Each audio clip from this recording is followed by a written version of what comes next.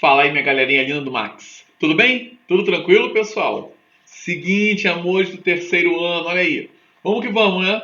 Vamos firmes, vamos continuar, vamos seguir. Bom, eu pedi que vocês fizessem exercícios sobre o barroco, não é? E eu vou agora então corrigir e comentar com vocês, certo? Beleza, né? Vamos lá. Pedi que vocês fizessem os exercícios do Desenvolvendo Habilidades, né? Começando aí com uma questão do Enem 2014, galera do terceiro ano tem que praticar Enem, né? Naquele pique, daquele jeitinho. Olha só, quando Deus redimiu da tirania, da mão do faraó endurecido, o povo hebreu amado e esclarecido, Páscoa ficou da redenção ao dia. Perdão, Páscoa ficou da redenção o dia. A gente já começa com uma temática religiosa, né? O que é a cara do barroco, enfim, você já viu isso aí na videoaula teórica. Páscoa de flores, dia de alegria, aquele povo foi tão afligido, o dia em que por Deus foi redimido, ergo sois vós, Senhor Deus da Bahia. Pois mandado pela alta majestade, nos remiu de tão triste cativeiro, nos livrou de tão vil calamidade. Quem pode ser senão um verdadeiro Deus que veio extirpar desta cidade o faraó do povo brasileiro? Eita, veja uma crítica aí também, né? Tem a questão religiosa, claro, tem um pouco de crítica. Poema de Gregório de Matos Guerra, vulgo Boca do Inferno. Perceba, é um soneto, né, do Gregório. O Gregório de Matos Guerra, lembrando, é considerado o primeiro poeta brasileiro, certo? E havia várias linhas da poesia dele, não é? Várias vertentes, melhor dizendo. Primeiro, uma vertente religiosa, claro, em se falando de barroco, não é? Falamos de religiosidade, no caso aí, fundamentalmente o catolicismo. Outra vertente da poesia dele era uma vertente lírica ou amorosa. Havia também uma vertente satírica, ou seja, de crítica social, e uma vertente também erótica, não é? Professor, não entendi. Como é que ele fazia poemas sobre a Virgem Maria e também fazia poemas sobre a bunda da mulata? Homem tipicamente barroco, certo? Homem dual, né? Conflituoso, tá? Ó, revisão de barroco aí, né? Maravilha, vamos lá. Com uma elaboração de linguagem e uma visão de mundo que apresentam princípios barrocos, vá. O soneto de Gregório de Matos apresenta a temática expressa por gabarito letra C. Crítica velada, quer dizer, camuflada, escondida, à forma de governo vigente. Beleza? Vamos juntos aí então. Questão 2 da Escola Superior de Propaganda e Marketing. Assinale o item que não, olha o não, bem grifado aí, né? Que não apresenta, que não representa característica do período literário chamado barroco. As opções aqui, ó. Letra A. Dilema do homem, atormentado pela ideia de pecado e pela busca da salvação da alma. Perfeito, né? Esse aqui aliás, é um ótimo resumo do barroco. B. Choque entre o antropocentrismo renascentista e o teocentrismo medieval. Olha que legal aí, né? Eu te facilitei, digamos assim, quando eu analisei com vocês as escolas literárias portuguesas, lembra? A gente começou a ver aí trovadorismo, humanismo, classicismo, né? Ó, o objetivo era te facilitar. Olha que legal. Isso aí nós vimos, né? Nós vimos. Assunto dado aí, show de bola. Então a B está certa. C. Exaltação dos estados da alma através de antíteses, paradoxos e interrogações. Perfeito. Falou em barroco, falou em contradição, não é? Falou em oposição, bem e mal, Deus e o diabo, pecado e salvação e por aí vai, né? Vida e morte, luz e trevas, enfim. Então, antíteses e paradoxos vão ser figuras de linguagem muito bem-vindas, né? Digamos assim. D de dado. Jogos de ideias e sutilezas de raciocínio. Perfeito, a cara do barroco, né? Associado muitas vezes ao cultismo. Então temos lembra, o conceptismo, jogo de ideias, e o cultismo, jogo de palavras. Estou falando aqui bem resumidamente, né? E o gabarito letra E. Utilização enfática da mitologia greco-latina. Não, aí não tem a ver com o barroco, certo? Isso a gente vai deixar para a próxima escola literária. Questão 3. Leia o texto, analise a figura e responda a questão. E quer mais nada não?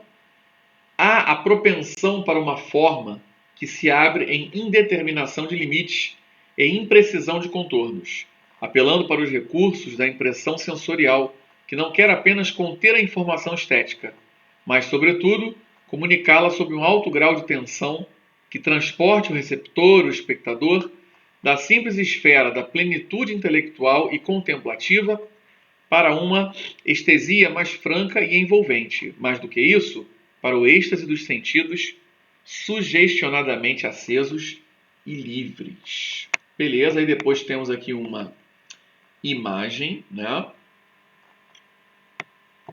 Vamos juntos aí, ó. Sobre o texto e a figura, é correto afirmar, gabarito aí, vou direto para a letra E novamente. O texto explicita as principais características da pintura barroca, tal qual foi praticada em Minas Gerais no século XVIII, muitas delas presentes na obra de Manuel da Costa Ataíde. Aqui é uma questão complementar, na verdade, né, falando sobre pintura barroca. Não sei se para o Enem, por exemplo, seria uma questão tão válida, tá? Mas pode ser que apareça, né? Não vou descartar também, tá? Perceba que não foi questão do Enem.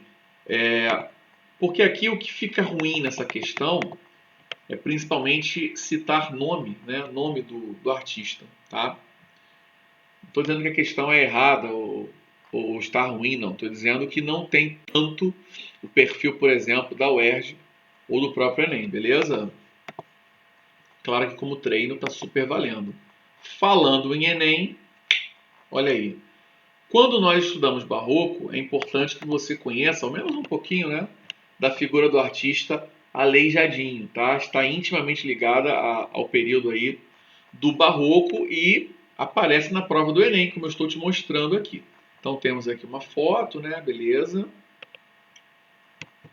Ó, com contornos assimétricos e riqueza de detalhes nas vestes e nas feições, a escultura barroca no Brasil tem forte influência do rococó europeu e está representada aqui por um dos profetas do pátio do Santuário do Bom Jesus de Matozinho, em Congonhas, Minas Gerais, esculpido em pedra-sabão por Aleijadinho. Profundamente religiosa, sua obra revela... O que você marcou aí na 4? Fala para mim. Vamos juntos? D de dado, né? Esse é o gabarito do Enem. Personalidade, modelando uma imagem sacra com feições populares. Então isso havia de interessante na obra do mestre Aleijadinho, não é? Ele estava retratando figuras religiosas do cristianismo, mas as feições eram mais brasileiras e não tão europeias. Certo? Sobre isso já falei na aula teórica, né? Estou só retomando aqui. Olha só, essa questão da PUC de Campinas, ela ficou um pouquinho deslocada aqui no nosso material, porque na verdade é uma referência ao nosso próximo assunto, tá? Mas tudo bem, vamos juntos aí. O prestígio do bucolismo em pleno iluminismo, setecentista, pode ser constatado dentro da literatura brasileira. Veja, bucolismo é a vontade do homem de viver próximo à natureza, ter uma vida, né, bem agradável, bem tranquila.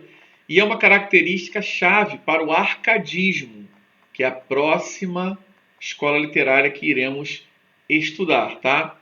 Enfim, o gabarito, então, você por enquanto não é obrigado a saber, se bem que ano passado nós vimos isso, ó, em sonetos de Cláudio Manuel da Costa, nos quais o idealismo da paisagem arcádica é tomado como poderoso parâmetro estético. Então, a arca de querer viver de um modo bem tranquilo e viver próximo à natureza. Hashtag quem não, né? Finalizando aí a nossa correção, olha só. Epa! 1, 2, 3. Esse trecho, nossa, é muito, muito famoso. Já apareceu em diversas provas de vestibular, tá? Acompanhe comigo, ó. Nasce o sol e não dura mais que um dia. Depois da luz se segue a noite escura. Em tristes sombras morre a formosura. Em contínuas tristezas, a alegria. Quer dizer, morre a alegria. Tem uma figura de linguagem aqui, né? Um zeugma. A palavra foi usada e depois ela foi omitida. Ok, um tipo de elipse. Bom, de fato, ó, Gregório de Matos Guerra, né? E de fato bem barroco, né? O que eu falo bem barroco? Ó, eu já estou vendo aqui de cara, ó, nasce o sol, ó, depois da luz segue a noite, escuro, a luz, escuro, a oposição, morre, cadê? Perdão, em tristes sombras morre a formosura, em contínuas tristezas morre o que? A alegria, então tristeza, alegria, oposição. Quando você estiver diante de um texto com muitas oposições, é bom que você já vá raciocinando por esse caminho do barroco, certo? Bom, basicamente já dei a resposta aí, né? Assinale a alternativa que contém uma característica da comunicação poética típica do estilo barroco existente no quarteto acima. Gabarito letra E. Uso de ideias contrastantes com base no recurso da antítese. Antítese é uma figura de linguagem, lembrando, que trabalha com oposição de ideias sem contradição. Já o paradoxo, por exemplo, é uma oposição de ideias com contradição. Exemplo, hoje acordei alegremente triste. Isso é um paradoxo. Não dá para ficar alegre e triste ao mesmo tempo. Professor, mentira, eu me sinto assim. Deixa eu pensar aqui. Não. Não, você pode ter essa impressão.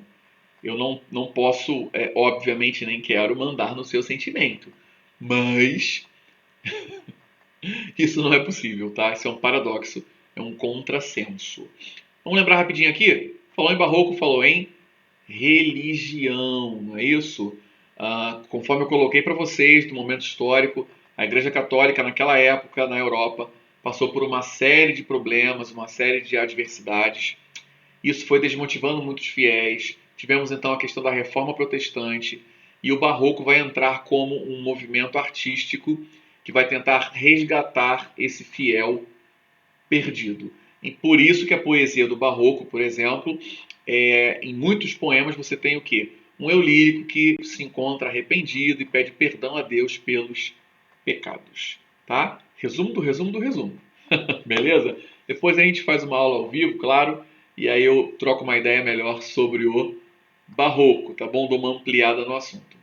Beleza, galera? Então, espero que vocês tenham gostado, que tenham curtido, que tenham aprendido. Um forte abraço, fiquem com Deus e até a próxima.